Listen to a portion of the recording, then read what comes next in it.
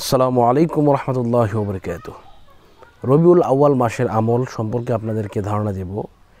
এই রবিউল আউয়াল মাসে কোন দিন রোজা রাখবেন, কোন দিন আপনি নামাজ পড়বেন, কোন দিন আপনার আমলে সলিহা করতে হবে, সে ব্যাপারে আজকে কিছু বলে দেওয়ার চেষ্টা করব ইনশাআল্লাহ। তো প্রথম কথা হচ্ছে, আপনি এই রবিউল আউয়াল মাসে আল্লাহ রাসূল সাল্লাল্লাহু আলাইহি সাল্লাম রোজা রেখেছেন।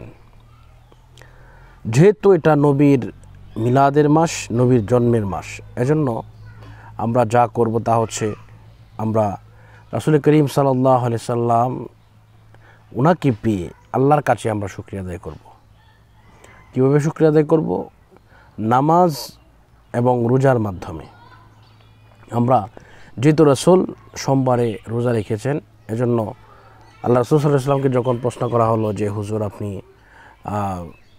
সোমবার দিনে কেন রোজা রাখেন, আল্লাহ রাসূল বলেছেন ফিহি উলিদতু ওয়া ফিহি উনজিলা আলাইয়া, যে এই দিনে হচ্ছে আমার জন্ম, এজন্য আমি আল্লাহর শুকরিয়া আদায় স্বরূপ আমি এই দিনে আমি রোজা রাখি। এজন্য আমরা এই রবিউল আউয়াল মাসকে কেন্দ্র করে আমরা অবশ্যই রোজা রাখব এবং নফল নামাজ বেশি বেশি পড়ব। নফল নামাজের কোনো টাইম নেই, আপনি বিশেষ করে তাহাজ্জুদের নামাজের টাইম, যেটা 12টার পর থেকে আপনি অবশ্যই তাহাজ্জুদের নামাজ আপনি পড়তে পারেন, এতে কোনো সমস্যা নেই।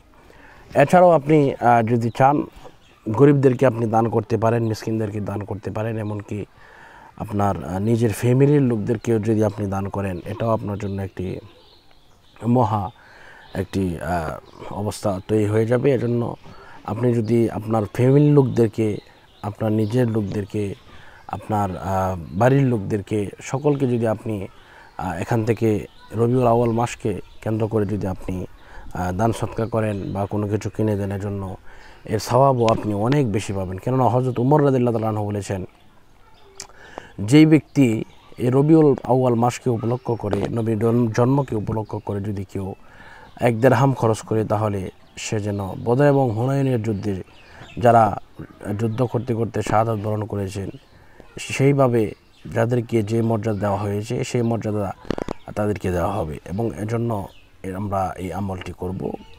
পাশাপাশি আরেকটি আমল করতে পারি, ছোটো একটি দুরূদ শরীফ। এই দুরূদ শরীফ খানা পড়লে আপনার 100 বছরের গুনাহ মাফ হয়ে যাবে।